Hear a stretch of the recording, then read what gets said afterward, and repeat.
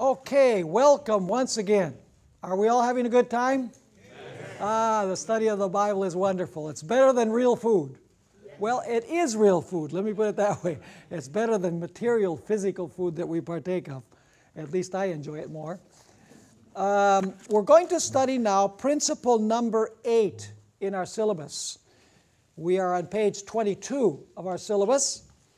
And basically, this principle states in a nutshell, the year-day principle must be applied to the time periods in apocalyptic prophecy.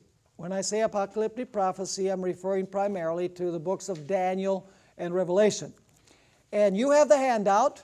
It has 11 pages. And I just like to say that those who are listening or watching this on the streaming, and those who will watch this programming later on television, these materials are available from Secrets Unsealed. So those who are not here right now, you can contact Secrets Unsealed, and these handouts as well as the presentations will be available. So I just want to make that clear. Now let's go to our introductory matters. As we begin our study, we need to underline two very important facts. First of all, the Bible month consists of 30 days. Now, I don't have the time to go into the texts that prove that the biblical month has 30 days, but you can do that. I'm just going to give the references. You need to compare Genesis 7:11 with Genesis 8:3 and 4. And then compare Deuteronomy 21:13 with Deuteronomy 34 verse 8. And then you can also look at Esther 4:11 and Daniel 6 verse 7 and verse 12. So if you look at those verses, you're going to find that the biblical month consists of 30 days.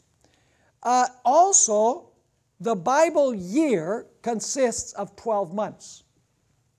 And the texts for that are 1 Kings 4 verse 7 and 1 Chronicles chapter 27 and verses 1 through 15, where the months are actually named. And so we need to know from the get-go that the biblical month has 30 days and the biblical year has 12 months. That's crucially important.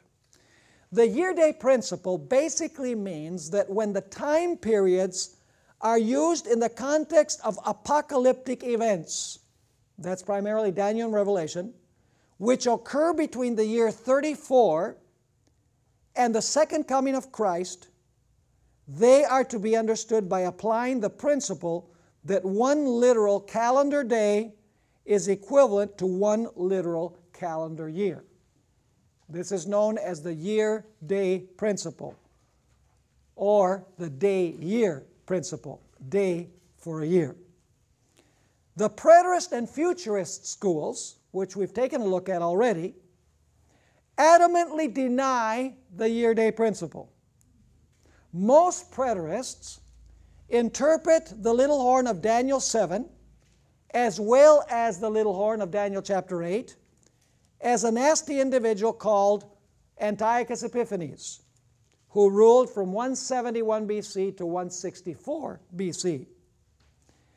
And basically, he was a Macedonian ruler who desecrated the Jewish temple from 167 to 164 BC. And preterists believe that the 3½ years and the 2300 days are literal time, and they apply to the period of dominion of Antiochus Epiphanes towards the end of the Old Testament period. So in other words, these periods have no relevance for us today because they were fulfilled in the distant past. On the other hand, most futurists teach that the little horn of Daniel 7 represents a future personal Antichrist who will sit in a rebuilt Jewish temple in the Middle East for 3½ literal years at the end of the Christian dispensation, or towards the end of the Christian dispensation. They also believe that the little horn of Daniel 8 represents Antiochus Epiphanes, and that the 2300 days are literal time. The common denominator of both systems is that they believe that the 3 1/2 times and the 2300 days are to be taken as literal time. In contrast, historicism, or the historical flow method, as I prefer to call it, has always held that days, weeks, months, and years in an apocalyptic context should be understood symbolically by applying the year-day principle. So do you understand the contrast between these systems of interpretation? Preterism and futurism says that the time periods are literal time, whereas the historical flow method teaches that these time periods are to be understood on the basis of the year-day principle, that each literal day stands for a literal year. Now, I want to share with you 20 reasons for applying the year-day principle. And some of these reasons are quite complex. I've tried to simplify them as much as possible, and I hope that you've read this material in advance because it will be very, very helpful in our going through this material. Reason number 1, the expression time, times, and the dividing of time, 42 months, 1,260 days, and 70 weeks are very peculiar. Would you agree?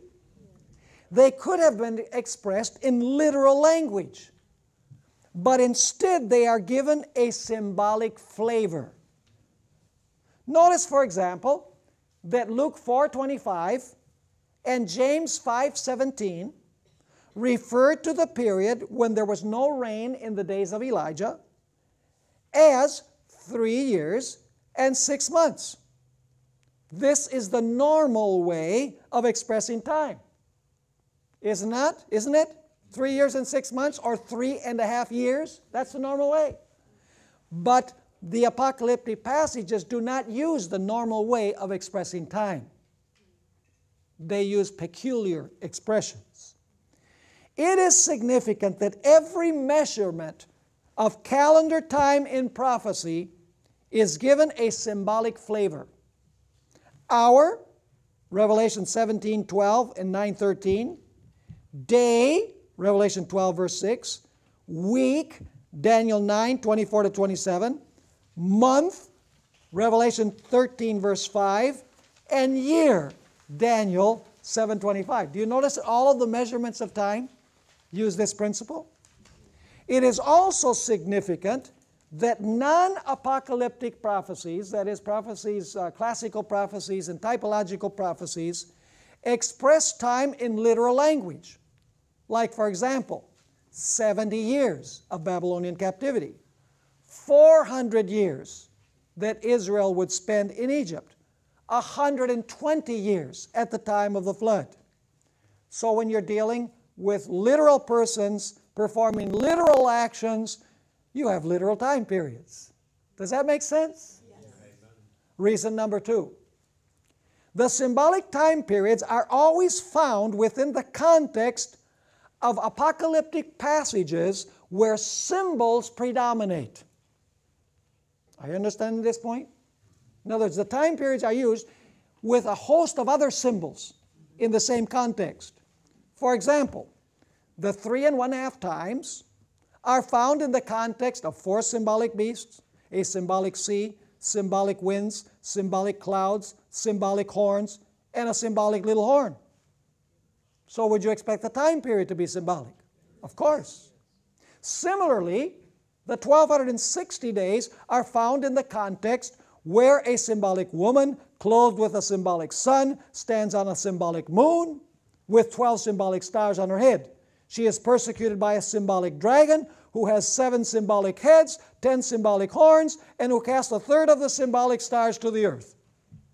So why would the time period not be symbolic? In Revelation 13, the 42 months are found within a context where a symbolic composite beast with 10 symbolic horns receives its power from a symbolic dragon. It also arises from a symbolic sea, later uses a symbolic raises a symbolic image beast to impose a symbolic mark. So once again, the time period is expressed within a very symbolic context where symbols predominate. The same could be said about Daniel 8, where the 2300-day prophecy is found. We have a symbolic ram, a symbolic he-goat, and a symbolic little horn. It only stands to reason that if the scenes where these time periods are found in are symbolic, then the time periods must also be symbolic. Now, does that make sense? Yes. Absolutely. Reason number 3, we're on a roll. Praise the Lord. The little horn of Daniel 7 arose among the 10 horns on the head of the fourth beast. It is clear from history that the Roman Empire was fragmented when the barbarians came from the northern sector of the empire and carved it up. Daniel 7 makes it clear that there are no gaps in the historical flow of nations. The lion is succeeded immediately by the bear. The bear is immediately succeeded by the leopard. The leopard is immediately succeeded by the dragon beast. The dragon beast then sprouts the 10 horns, and the little horn then rises among the 10. Are you following the sequence? Yes.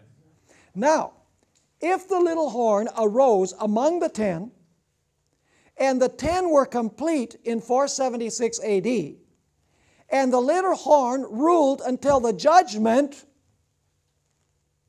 are you understanding me? When does the judgment begin? In 1844. Then the 3½ times of the dominion of the little horn must be 1260 years and not literal days. Are you catching the point? Yes. If the days were literal, then the little horn would have ruled only from 476 to 479 AD. But the fact is that the Roman Catholic Church ruled for 1,260 years. Does that reason make sense? Reason number 4. Daniel 8 makes it crystal clear that the 2300-day prophecy was for the time of the end. Is that clear? Yes. Several times. Daniel 8:14, Daniel 8:17, and Daniel 8 verses 26 and 27 say that this prophecy is for the time of the end. Daniel 12 verses 4 and 7 underscore the fact that the book which contains the 2300-day prophecy would be closed and sealed until the time of the end, and therefore could not be understood until then. This being the case, those who believe that Antiochus is the little horn of Daniel 8 find themselves in a serious dilemma. Assuming that Antiochus is represented by the little horn of Daniel 8, and that the 2300 days were the literal time period of his dominion, a question immediately comes to the fore. Why would we have to wait until the time of the end to understand this?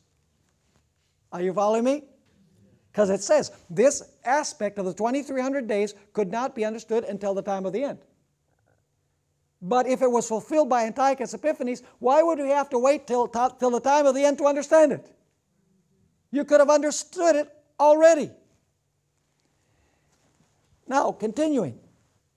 Yet we know that they were not living in the time of the end because over 2,000 years of history have transpired since that time. We're talking here about Porphyry, who in the first centuries of the Christian era believed that Antiochus Epiphanes was the little horn of Daniel 8. Now, if they were right, then they were living in the time of the end, right?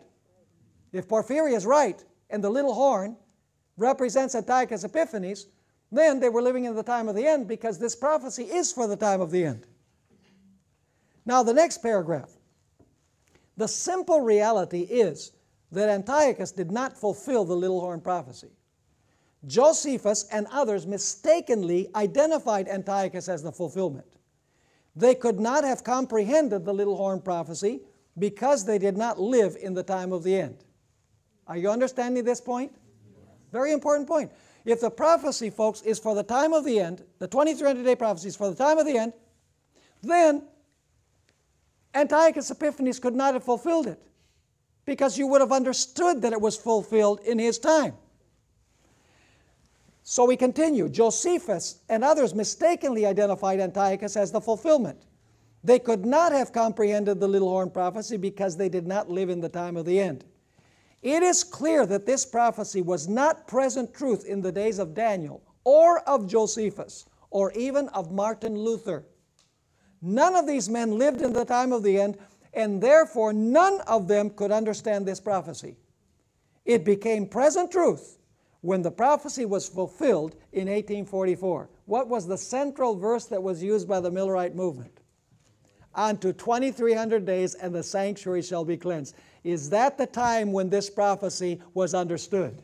Yes. So it was not understood in the past. So the 2300 days must have been what? They must have been years, because they reach way back from the time that the command is given to build Jerusalem and restore Jerusalem all the way till 1844. It has to be years. It can't be days. This is why the Millerites preached on this very text. The book of Daniel was being opened, and now the time period of the 2300 days could be understood. Is this point clear? Yes. Let's go to reason number 5. The vision of Daniel 8, this should be 1 through 12, incidentally, covers the whole period of the ram, the he-goat, and the little horn until the cleansing of the sanctuary. This is a very important point. The vision that is shown to Daniel goes from the times of the ram to the he-goat, and then to the point when the judgment begins, when the cleansing of the sanctuary begins. That's the vision. And there's a particular Hebrew word that is used there, which is the word chazon. That's the word vision that is used. Now, in Daniel 8, verse 13, the question is asked, until when shall the vision be? What vision is it referring to? The whole vision. It's the same word that is used in verses 1 and 2, where Daniel says, I saw a vision. So it includes the ram, it includes the he-goat, and it includes the time when the judgment begins. The context indicates that the word vision includes the totality of what Daniel had seen in Daniel 8 to that point. Then, in Daniel 8, verse 15, we are told that Daniel wished to comprehend the vision. Same word. He wanted to comprehend the vision. What does the vision include, folks? It includes the ram, it includes the he-goat, all the way to the time when the sanctuary is going to be cleansed. The answer is simple. Which vision? That's the question. Which vision is this talking about? The answer is simple. It must be the totality of the vision of Daniel 8, because when the angel Gabriel comes to explain the vision in answer to Daniel's request, he begins with Persia and then continues with Greece, the little horn, and culminates with the conclusion of the 2300 days when the sanctuary is to be cleansed. So the word vision includes the totality of the vision, right? It includes the ram, the he-goat, the little horn, up to the point when the sanctuary is to be cleansed or the judgment is to begin. Thus it is clear that the 2300 days, which cover the whole vision of Daniel 8, must involve what? Centuries, not literal days. And literal days would be 6 1/2 literal years, approximately. Incidentally, this explains the reason why Daniel 8 begins with Persia and not with Babylon. You know, usually we say, well, the reason why Daniel 8 doesn't begin with a symbol for Babylon is because Babylon is about to disappear from history. But that's not the real reason. Because Babylon was still going to rule for 12 years. So Babylon was not at the point of passing away. There's another reason why Daniel 8 begins with Persia instead of beginning with Babylon like Daniel 2 and Daniel 7. You say, what is that reason? Let's continue. The 2300 days begin when Persia gives the decree to restore and build Jerusalem. And that is why the vision begins with Persia. Because if you had begun with Babylon, it would give the impression that the 2300 days have to begin with the kingdom of Babylon. Are you following me or not? Thus, Daniel 8 and 9 must be connected in order to comprehend the 2300-day prophecy. Is this point clear? Yeah. Now, notice this chart that you have at the top of page 4. The chart at the top of page 4. Do you see there? The vision equals what? The ram, the he-goat, pagan and papal Rome, which is symbolized by the little horn, up to the point of the judgment. So the question is, when the question is asked, until when is the vision? The answer is 2,300 days is the vision. Can that be 6.5 years? Come on, be real. It includes all of this. So the 2,300 days must be years. They have to be years, because the 2,300 days cover the entire vision. And the vision includes the ram, the he-goat, pagan, papal Rome, up to the time when the judgment begins. Is that clear? Now let's go to reason number 6. What do conservative evangelical scholars do with the prophecy of the 70 weeks? See, here you have a fly in the ointment. Don't they have to employ the year-day principle to convert the weeks to years? Are you understanding the question? The answer is that they attempt to get off the hook by saying that the expression 70 weeks really means 77s, or even 70 weeks of years.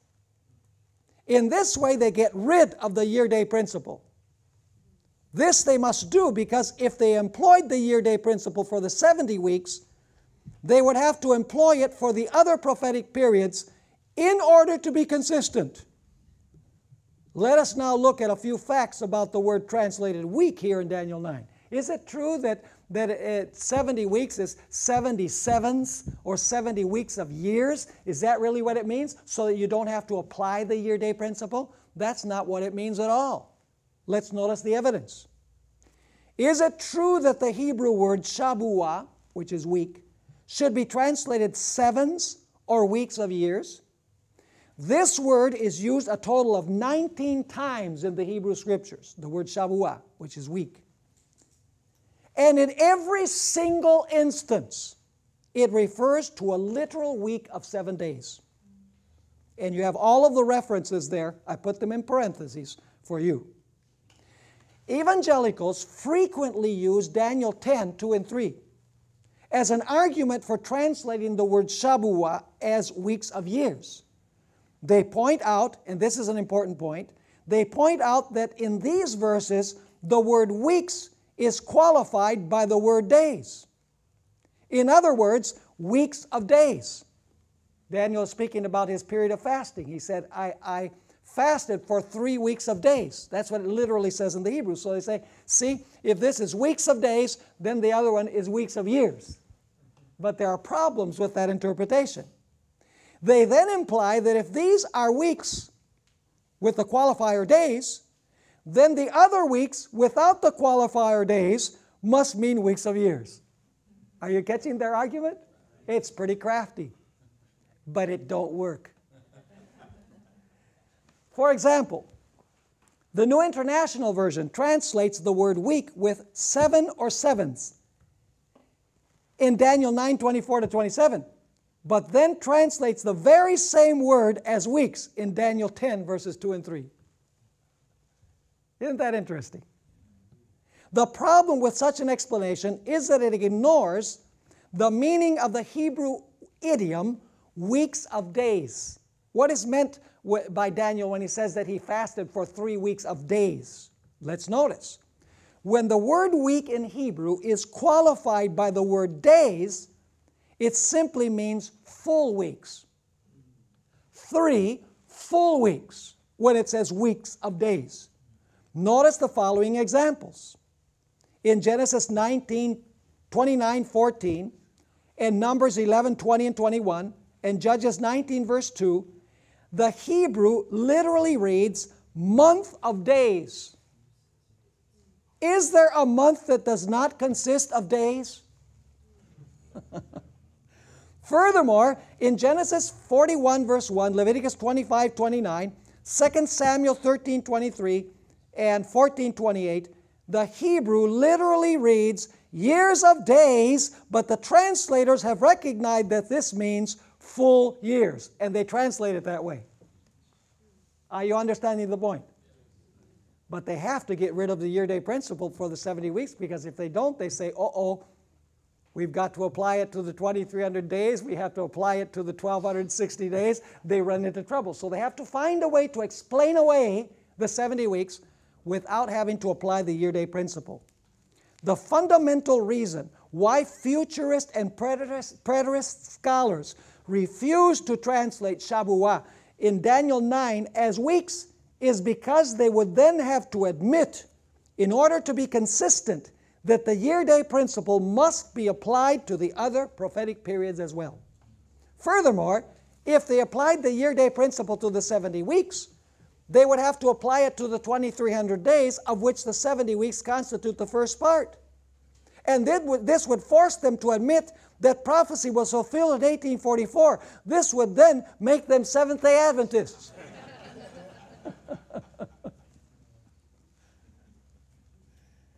Incidentally, the Septuagint translates the Hebrew Shavuah with the Greek hebdomas. This word is consistently translated week. So much for the idea of trying to explain away the 70 weeks and say we don't have to use the year-day principle. You do have to use the year-day principle with the 70 weeks. And if you use it for the 70 weeks, you have to use it for the other prophetic time periods as well. Reason number 7. A comparison of Daniel 8, 11 to 13 and 23 to 25 with Daniel 11, 31 to 45 also reveals why Antiochus cannot be represented by the little horn. As we compare these two passages, it becomes crystal clear that the king of the north of Daniel 11 represents the same power as the little horn of both Daniel 7 and Daniel 8. And by the way, futurist scholars agree. And preterist scholars agree. They say, yes, that's right.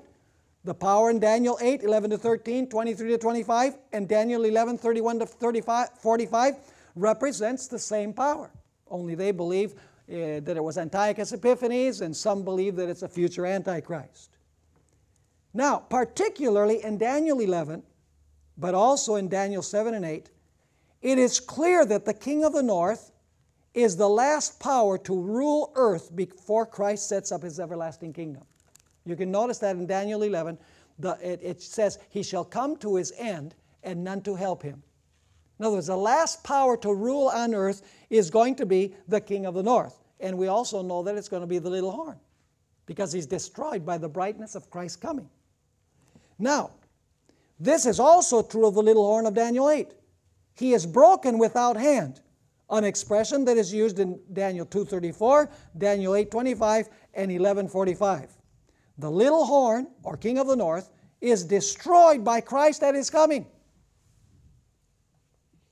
Obviously, this makes it impossible for Antiochus Epiphanes to be the little horn. Unless Antiochus Epiphanes resurrects. And I don't think anybody would stand for that, not even liberal or conservative dispensationalist scholars. Let's continue. Daniel 11, 31 to 45 also contains many elements which are in common with the little horn of Daniel 7. These considerations leave no doubt that the little horn of Daniel 7, the little horn of Daniel 8, and the king of the north of Daniel 11 symbolize the same power. Thus, those who see the little horn of Daniel 7 as a future Antichrist and the one in Daniel 8 as Antiochus Epiphanes are at a loss to explain why Daniel 11 blends the description of the little horn of Daniel 7 with that of the little horn of Daniel 8. Why would Daniel 11 blend the two descriptions if they represented two different powers, one past and the other future? Reason number 8. In the book of Daniel, the word days can mean years. That shows that the Hebrews use this principle. They use the word days to express years. And this is found in the book of Daniel. Let's notice. Daniel 1 verse 5 refers to 3 years. But in Daniel 1:18, the same period is described as what? As days. The 7 times of Daniel 4:25 are referred to as days in Daniel 4:34. Daniel 5:11 speaks of days of Nebuchadnezzar. That means the years of Nebuchadnezzar. These days were obviously years. And then you can compare Daniel 2:28 and 44, where latter days and days of these kings means what? Years. So Daniel itself uses interchangeably days and years. Reason number 9. The historical books of the Old Testament use days and years in parallel fashion. Notice the following examples. And we're not going to read all of these, but you can look them up. Exodus 13 verse 10 literally reads in Hebrew that the Passover was to be celebrated from days to days. That's the way it reads in Hebrew. The Passover was to be celebrated from days to days. What does that mean? From year to year. And that's the way that it's translated. Even though the Hebrew says from days to days. In 1 Samuel 20 verse 6, the Hebrew literally reads, sacrifice of the days. But the context clearly shows it refers to the yearly sacrifice. So for the Hebrew thinking, days is interchangeable with what? Interchangeable with years in the historical books of the Old Testament. In 1 Samuel 2:19, literally the Hebrew says from days to days, and it's translated from years to years. 1 Samuel 1:21 literally reads in the Hebrew, sacrifice of the days. Translations render it sacrifice of the years, or the yearly sacrifice. You find the same thing in Judges 11 verse 40. It literally reads, from days to days, 4 days each year. It means from year to year, 4 days each year. 1 Samuel 27 verse 7 literally reads days and 4 months. What does that mean? It means a year and 4 months. 1 Kings 1:1 says that David was stricken in days. But what does that mean, he was stricken in days? He was stricken in years. Genesis 47 verse 9 is an interesting verse in that Jacob speaks of the days of my years. Literally in Hebrew it says the days of my years. In Genesis 5 verse 5 we find that the days of Adam were 930 years.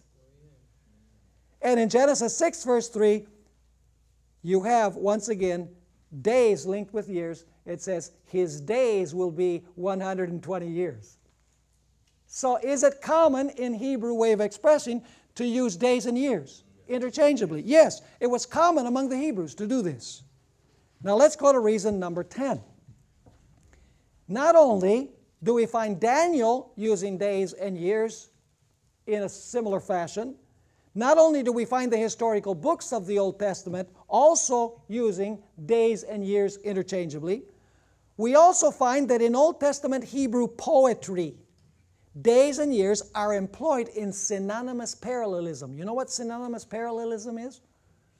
Hebrew poetry is characterized by parallelism. And there are 3 basic types. There are variations, but there are 3 basic types. One is called synonymous parallelism.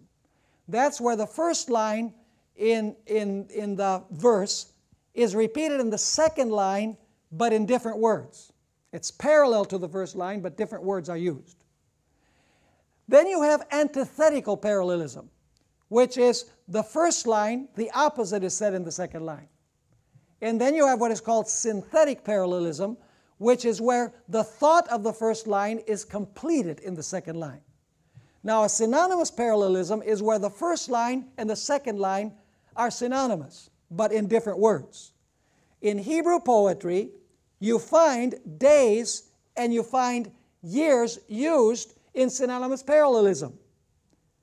Let's notice, for example, and you can look up all of these texts. A very interesting text is Psalm 90, verses 9 and 10, where the translation reads, years of our lives. But literally in Hebrew it reads, the days of our years. In every place, listen carefully, in every place where the Old Testament couples days with years, the word day is in the A line and the word year is in the B line. Do you understand what I'm saying? In other words, in the first line, you have the word day.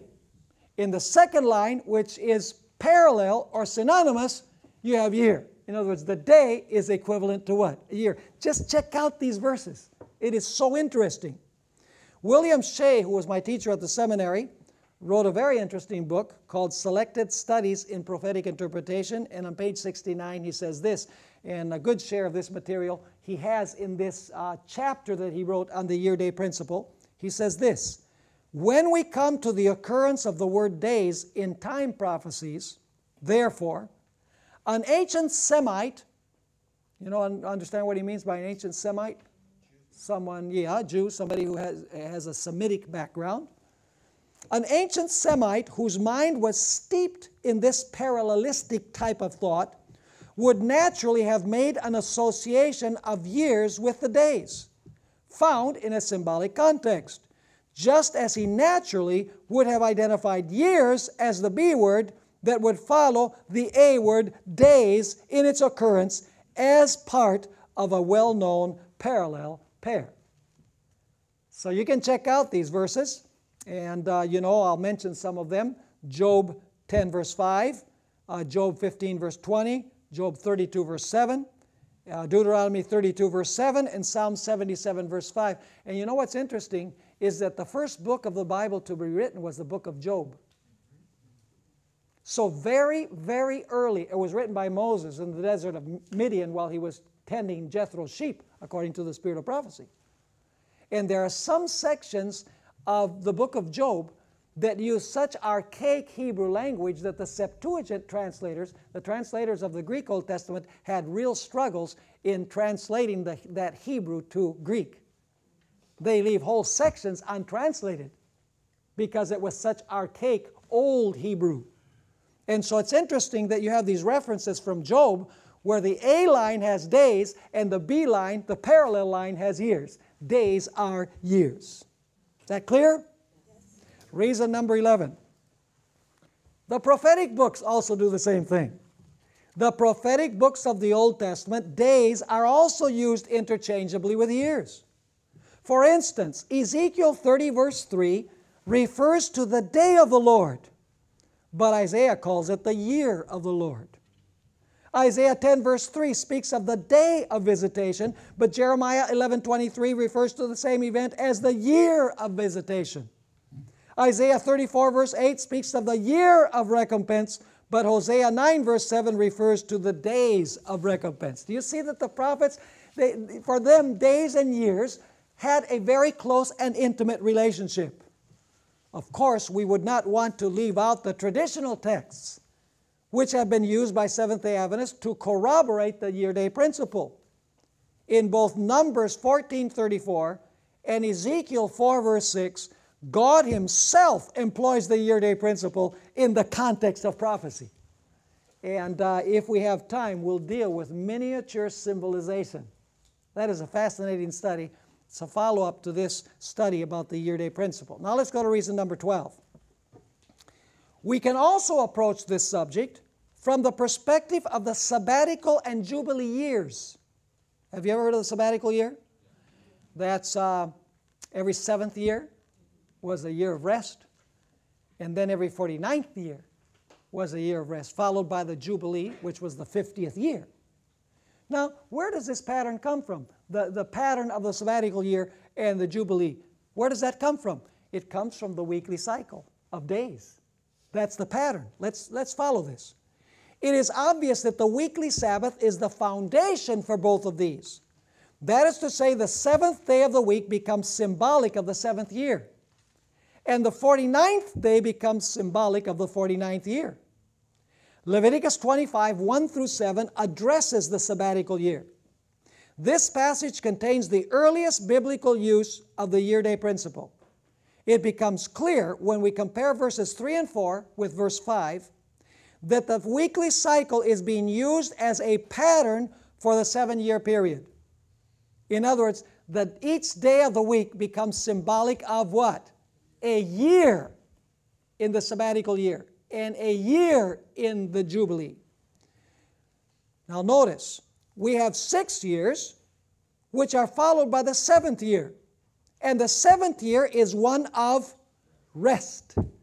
This arrangement is patterned after 6 days of labor, followed by the 7th day, which is a day of rest. Here we clearly have an example of the year-day principle. The same is true of the Jubilee year. Are you understanding this point? A day, the week of days is used as a pattern for the 7-year cycle of the sabbatical year. The foundation is the literal days of the week. Let's go to reason number 13. If we accept the testimony of Jesus, the little horn of Daniel 8 cannot represent Antiochus Epiphanes. Jesus made it clear that the abomination of desolation spoken of by the prophet Daniel was still in the future in his day. Did he do that? Oh, you better believe he did. How could Antiochus, who lived in the 2nd century before Christ, fulfill a prophecy which Jesus clearly indicated was still unfulfilled in his day? Furthermore, the little horn of Daniel 7 could not have been fulfilled by Antiochus either, because the Apostle Paul specified that this horn was still future in his day. The book of Revelation also places the fulfillment of this prophecy in the future. Do you understand that point? Well, some of you do. Reason number 14. As a rule of thumb, the shorter the time period in apocalyptic prophecy, the more likely it is to be symbolic of a longer time period. For example, is it really possible to fit into one literal week all the events spoken of in the last of the 70 weeks? Come on, be real. There's no way you can fit all of those events into one literal week. Would 10 literal days of persecution during the period of Smyrna really be such a terrible ordeal? Would 3½ literal days be enough to fulfill all of the events of Revelation 11? Impossible, folks. If in Revelation 11 the 2 witnesses, the 2 olive trees, the 2 lampstands, the sackcloth, etc. are all symbolic, then why isn't the time period also symbolic? Reason number 15. You thought we only had one reason, Ezekiel chapter 4. We have a plethora of reasons that support the year-day principle that the Seventh-day Adventist Church upholds. Reason number 15. Preterists and futurists who apply these prophetic time periods literally encounter serious problems in another sense as well. In the Old Testament, God is presented as the one who reveals the course of human history and provides His divine evaluation of that history. There we find a revelation of the continuous and unbroken flow of human history from creation until the first coming of the Messiah. Is that true? In the Old Testament, we find every event, the whole flow from creation until the times of the Messiah. The Gospels then present the story of Jesus' ministry on earth. The book of Acts and the epistles continue the flow by describing the history of the early church. Do we have a continuous flow method here? Yes, we do. After this is where the preterists encounter serious problems. You see, in the preterist view, there is no revelation from God concerning the entire history of the Christian church. There are almost 2,000 years of silence because they believe that these prophecies will be fulfilled with Antiochus Epiphanes and with Nero. Revelation has nothing to do with the history of the Christian church, they say. So God has been silent about history for 2,000 years. There are almost 2,000 years of silence. According to them, God's description and evaluation of history ended with Antiochus Epiphanes and the Roman emperors in the early church. The futurists are not in much better shape. According to this school, Revelation 4 through 19 refers to a short period of human history at the very end of time. Likewise, God's description and evaluation of human history as found in Daniel, according to them, ends with the Roman Empire and does not pick up again until the last 7 years of human history. Thus, there is a 2,000-year gap in God's description and evaluation of human history. With the brief exception of the 7 churches, God has been silent about the events of the church for 2,000 years. Are you understanding this point? Only the historicist method is able to reveal a God who is concerned with His church during the entire period of church history, including the period of dominion of the little horn.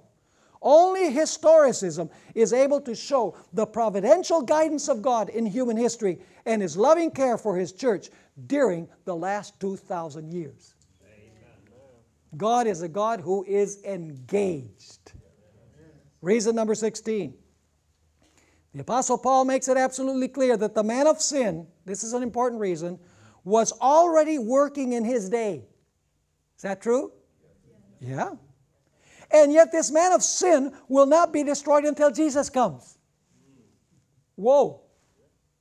How could this be a literal person if he was alive in Paul's day and yet is not destroyed until Jesus comes? He's not a centenarian, he's a millenarian.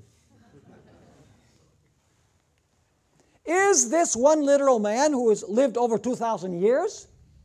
The inevitable conclusion is that the man of sin cannot be a literal man, nor can his period of dominion be literal time. It is also significant that Paul is getting his picture of the man of sin from the little horn of Daniel 7, and the little horn of Daniel 8, and the king of the north of Daniel 11.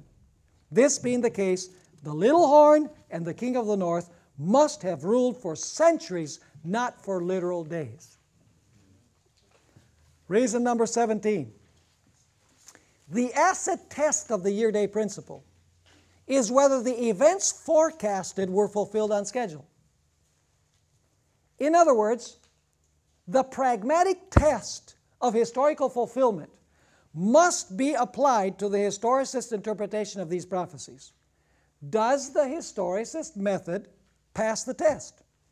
Well, notice the following incontrovertible facts. Did the papacy rule for 1,260 years? Absolutely. Can these dates be corroborated by history? Yes. Did the church during the period of Smyrna experience 10 years of severe persecution? Yes. The year 303 to 313.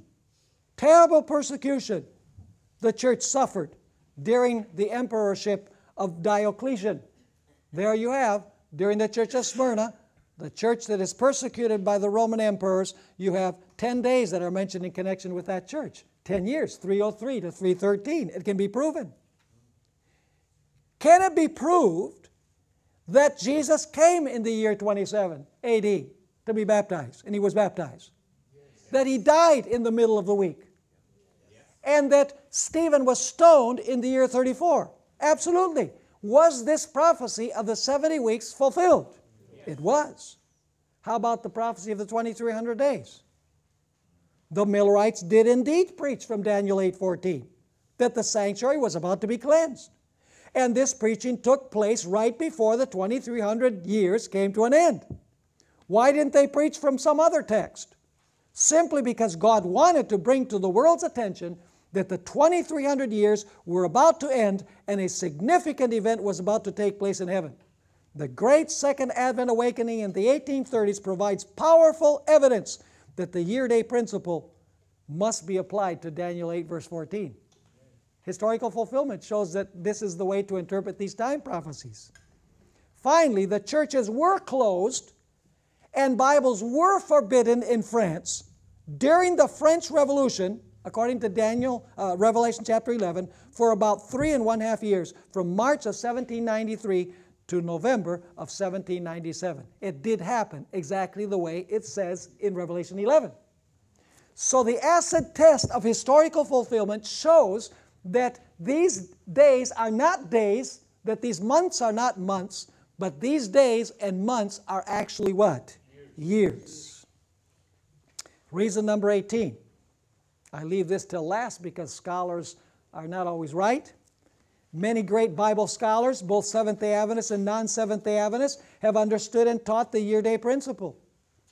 Unfortunately, after the great disappointment of 1844, and we've studied this in a previous class, Protestants gave up on the year-day principle and was used by the Millerite to calculate prophetic time periods. In other words, because Jesus did not come as predicted in 1844, the Protestant world threw out the method which the Millerites had used. Thus, they threw out the proverbial baby with the bathwater. We will limit ourselves to comments which were made by two men whose last name is Newton. One is Sir Isaac Newton. Have you ever heard of him? Notice what he says. 3 times and a half. That is, for 1,260 solar years. Reckoning as time for a calendar year of 360 days and a day for a solar year. After which the judgment is to sit, and they shall take away his dominion, not at once but by degrees, to consume and to destroy it unto the end. See, he had the year-day principle right, Sir Isaac Newton. And then there was another individual, Bishop Thomas Newton, who said this: we must therefore compute the time according to the nature and genius of the prophetic language. A time and times and half a time are 3 years and a half. And the ancient Jewish year consisting of 12 months and each month of 30 days. A time and times and half a time, or 3 years and a half, are reckoned in Revelation 11, 2 and 3, 12, 6 and 14, as equivalent to 42 months, or 1,260 days. And a day in the style of the prophets is a year. I have appointed thee each day for a year, saith God to Ezekiel 4, verse 6. And it is confessed that the 70 weeks in the 9th chapter of Daniel are weeks of years, and consequently 1,260 days are 1,260 years. Interesting. Neither of these individuals was a Seventh-day Adventist, and yet they believed in the year-day principle. Let's go to reason number 19, because time is running out. Practically every futurist writer is willing to concede that the 7 churches represent 7 periods of church history. Even conservative scholars particularly, they say the 7 churches represent 7 periods of church history. Most see Ephesus as a symbol of the apostolic church. Let's take a look at the 4th church, Thyatira. It is obvious to any objective reader that this church bears many similarities to the condition of Israel during the period of Elijah. Notice the following parallels. In both cases, Jezebel instigated the apostasy. In both cases, the cardinal sins were fornication and idolatry. In both cases, there was no rain. In both cases, Elijah fled. In both cases, Elijah was sustained in his flight to the wilderness. In both cases, the apostasy lasted 3.5 years.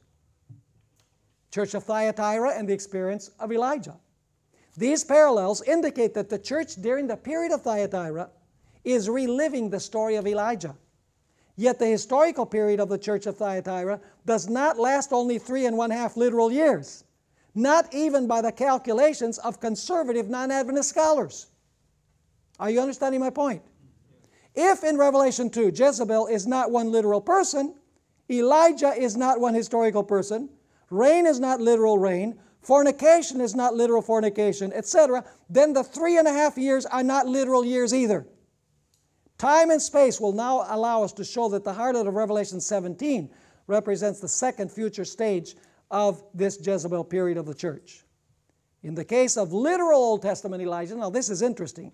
In the case of literal Old Testament Elijah, the time period when there was no rain was expressed in normal terms as 3 years and 6 months, because the time period was literal. But in the case of symbolic Elijah, the period is described as 1,260 days and times, and the dividing of time. Does that make sense? Yes. Now, reason number 20 is one that I mentioned previously. The 1,000 years of Revelation. You have this sheet. I don't have time to say much about it, but you have this chart, the year-day principle in Isaiah 24 and Revelation 20 to 22. Some people say, well, why don't you use the year-day principle for the 1,000 years of Revelation 20 to be consistent? That's in an apocalyptic prophecy, right? So why don't we use the year-day principle for the 1,000 years of Revelation 20? Why don't we say that that also needs to have the year-day principle applied to it? It's very simple. We already studied this, remember? Notice this chart. It's a very interesting chart. On the left side you have Isaiah 24, on the right side you have Revelation 20 to 22. You have all of the parallels between Isaiah 24 and Revelation 20 to 22. Now, you have capitalized one key word in the left-hand column. What is it? Days. The word days. What is the equivalent word in the right-hand column? Years. It is years. You see, we don't have to apply the year-day principle to the 1,000 years because Isaiah already does that. Remember we studied this? Yeah. Isaiah says that the kings of the earth and the hosts of the high ones will be punished for how long? For many days. Revelation, on the other hand, says that the kings of the earth that will be destroyed when Jesus comes, according to chapter 19, and the devil will be bound to the earth for how long? 1,000 years. For 1,000 years. So days in Isaiah is interpreted as years in Revelation. The Bible itself, when you compare one text with another, contains the year-day principle. So my question is, do we have sufficient reason from Scripture to believe that in Bible prophecy, apocalyptic prophecies, a day is equivalent to a year? We have an abundance of evidence, folks, that that's what needs to happen. But the Christian world says no, because if they said yes, they would be Seventh-day Adventists. Perish the thought, right? And yet the world is out there anxious to know the truth. And I believe that when we share these things, and I found as I've shared these things with people, they say, wow, you know, this makes so much sense. I never knew these things. People need to know that the year-day principle is firmly biblical, because then we can show them the career of the papacy, we can show them the 2300-day prophecy, and they will be proud to be members of the Seventh-day Adventist Church. Amen. All right, folks. Any questions on what we studied? Was it pretty clear? Yes. We were going fast because I wanted to